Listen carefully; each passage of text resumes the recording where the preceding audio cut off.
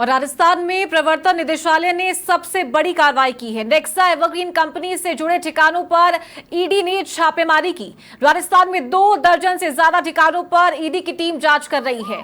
Nexa evergreen company पर 12,000 करोड़ से ज्यादा की ठगी का मामला है।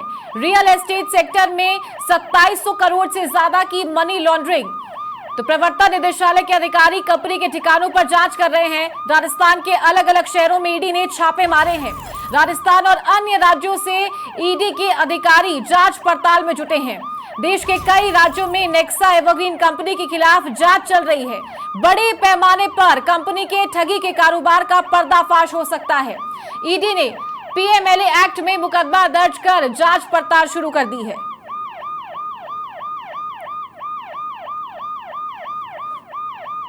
तो राजस्थान में प्रवर्तन निदेशालय की सबसे बड़ी कार्रवाई है। नेक्सा एवरग्रीन कंपनी से जुड़े ठिकानों पर ईडी की टीम छापेमारी कर रही है। 2 दर्जन से ज्यादा ठिकानों पर ईडी की टीम जांच कर रही है और साथ ही अलग अलग राज्यों से ईडी के अधिकारी बुलाए गए हैं। ज्यादा जानकारी के साथ वरिष्ठ सहयोगी राकेश शर्मा फोन लाइन पर जुड़ गए हैं। राकेश, सबसे बड़ी कार्रवाई ईडी की से कहा गया है। नेक्सा एवरग्रीन कंपनी पर उसके अलग अलग ठिकानों पर ईडी की टीम पहुंची है, छापेमारी कर रही है। क्या ये पूरा मामला है, जानना चाहेंगे आपसे। बिल्कुल, देखिए चारू, ये राजस्थान में अब तक की संभवतः सबसे बड़ी कार्रवाई है, क्योंकि 2700 करोड़ से ज्यादा की मनी लॉन्ड्रिंग का मामला है। सीकर जिले के लक्ष्मणगढ़ में के एक पैतृक गांव जो इस कंपनी के मालिक हैं, वहां पर 7 से 8 जगह पर ईडी की टीमें छापे की कार्रवाई में जुटी हुई है। और जिस तरह के तथ्य अभी तक सामने आए हैं उसमें काफी कुछ जो है चौंकाने वाली चीजें ईडी के अधिकारियों को मिली हैं, क्योंकि ये जो कंपनी के मालिक थे नेक्सा एवरग्रीन के, ये लोगों को झांसा देते थे सस्ती दरों पर फ्लैट देकर के और उनको ऊंची दरों पर बेचने के साथ साथ कई तरह के प्रलोभन देते थे। पूरे देश भर में लगभग 12,000 करोड़ से ज्यादा की ठगी का इनका एक पूरा नेटवर्क है। राजस्थान में सीकर के साथ साथ झुंझुनू, जोधपुर, जयपुर और कई शहरों में छापे की कार्रवाई जारी है। वहीं गुजरात में अहमदाबाद सहित कई ऐसे इलाके हैं जहां पर इस कंपनी का नेटवर्क है और इनसे जुड़े लोग हैं। इनके जो एसोसिएट्स लोग हैं उनके ठिकानों पर भी छापे की कार्रवाई जो है अभी भी जारी है, अब शुरू हुई है। निश्चित तौर पर चूंकि इससे पहले जो नेक्सा एवरग्रीन कंपनी है, इसके खिलाफ जो निवेशक हैं उन्होंने मुकदमा दर्ज करवाया था राजस्थान पुलिस में, और राज्य सरकार की जांच एजेंसियां भी इसमें जांच कर रही थी। लेकिन 2700 करोड़ रुपए का जब एक रियल एस्टेट सेक्टर में मनी लॉन्ड्रिंग का स्कैंडल सामने आया, तो इससे जुड़ी जो कंपनियां थी जिनके जरिए जो मनी लॉन्ड्रिंग की गई, उस पर ईडी ने पहले गहनता से जांच की। उसके बाद prevention of money laundering act में इनके खिलाफ मुकदमा दर्ज किया गया है और अब जांच शुरू की है। जांच शुरू करने के बाद उम्मीद लगाई जा रही है कि जो देश भर में इन्होंने ठगी की वारदातें की हैं, जो लोगों का पैसा, जो उनकी मेहनत का पैसा था, उसको इन्होंने फ्रॉड तरीके से लिया है, उस पर ईडी अब अच्छे से शिकंजा कर सकेगी। इसके बाद राज्य सरकार के साथ साथ केंद्र सरकार की जो दूसरी एजेंसियां हैं वो भी इसकी जांच में सामने आ सकती है। बिल्कुल राकेश, और जब इतने बड़े पैमाने पर इतनी बड़ी ठगी होती है और जब जांच पड़ताल आती है सामने, तो कई बड़ी मछलियां भी फंसती है।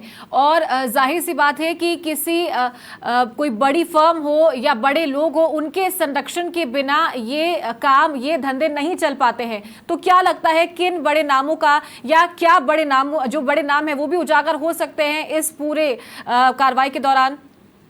बिल्कुल, देखिए चारू, जिस तरीके से अभी तक सामने आए हैं उसमें साफ पता चल रहा है कि इन लोगों ने, जो आर्मी के रिटायर्ड अधिकारी हैं, जो राज्य सरकार के बड़े कर्मचारी हैं, इसके अलावा कई बड़े बड़े पदों पर और अच्छे लोगों का पैसा भी इन्होंने ठगा है। निश्चित तौर पर इनको कहीं ना कहीं पॉलिटिकल संरक्षण प्राप्त था, ब्यूरोक्रेसी की भी, क्योंकि इतना बड़ा नेटवर्क जब इनका खड़ा हुआ है, तो देश के कई राज्यों में नेटवर्क फैला है, तो इनको किसी ना किसी तरीके का संरक्षण मिला हुआ था। ऐसे साक्ष्य अभी ईडी की टीम में जुटा रही है, क्योंकि जो पैसे की लेन देन थी, जो इन्होंने जिसको दिया है, चाहे वो डायरी में मेंशन हो या उनको प्रॉपर्टियों की लेन देन का मामला हो, तो एक पूरा नेटवर्क इसमें सामने आएगा। और ये नेटवर्क सामने आने के बाद जो है जांच एजेंसियां उन पर कार्रवाई कर सकती हैं। फिलहाल जो निवेशकों ने शिकायत की है, जो निवेशकों का पैसा ठगा गया है, उसके के संबंध में जो जांच जो अधिकारी हैं वो दस्तावेज जुटा रहे हैं और इनका नेटवर्क किन किन से जुड़ा हुआ था, कौन कौन लोग इस नेटवर्क में शामिल थे, इस गिरोह का पूरा जो एक किस तरह का कामकाज रहा है उसकी जांच भी अभी कर रही है। साथ ही जो कंपनियां इन्होंने बनाई, कई सेल कंपनियां इन्होंने बंद कर दी, जिनके नाम पर लोगों से पैसा ठगा गया, उन कंपनी की डिटेल भी ईडी की टीमें खंगाल सकती है।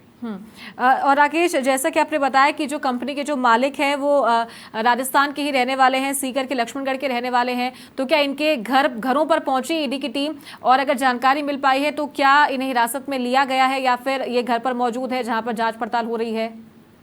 बिल्कुल, देखिए चारू, अभी पहली बार ऐसा हुआ है कि जो लक्ष्मणगढ़ का इनका पैतृक गांव है, उस पैतृक गांव में 7 से 8 ठिकानों पर वहां इन्होंने एक बहुत बड़ा एम्पायर खड़ा किया है। इनके परिजन, इनके रिश्तेदार उसमें शामिल हैं, और संभवतः पहली बार किसी गांव लेवल पर 7 से 8 जगह ठिकाने ईडी के छापे पड़े हैं ठिकानों पर। तो ये अब वहां पूरे इलाके में हड़कंप मचा हुआ है, क्योंकि अब से पहले वहां पर ये बड़े रसूखदार पद पर अपने आप को मानते थे, बहुत पैसा ये दिखाते थे, लेकिन ये पैसा इन्होंने किस तरीके से कमाया है, जो इन्होंने जालसाजी की है, जो ठगी की वारदात की है, तो अब लोग वहां पर तमाशा देखने के लिए इनके घरों के आसपास पहुंचे, जमा हुए हैं। हालांकि जांच एजेंसियों के साथ साथ सुरक्षाकर्मी वहां पर मौजूद हैं, जांच किसी तरीके से प्रभावित ना हो इसके लिए असंभव प्रयास किए जा रहे हैं। साथ ही जो सुरक्षा एजेंसियां हैं, सुरक्षा कर्मी हैं, उन्होंने वहां उन प्रेमाइसेस के आसपास सभी के आने पर प्रतिबंध लगा दिया है। इनसे बातचीत करने के सभी रास्ते बंद कर दिए गए हैं ताकि जांच प्रभावित ना हो। लेकिन चूंकि इनका एक बहुत बड़ा नेटवर्क खड़ा हुआ है फर्जीवाड़े का, कई लोग इनके साथ जुड़े हुए हैं, तो ऐसे प्रभावशाली लोगों के प्रभाव को कम करने के लिए सख्त कदम उठाए गए हैं। ठीक है, बहुत शुक्रिया राकेश आपका हमारे साथ जुड़ने के लिए और ये जानकारी देने के लिए।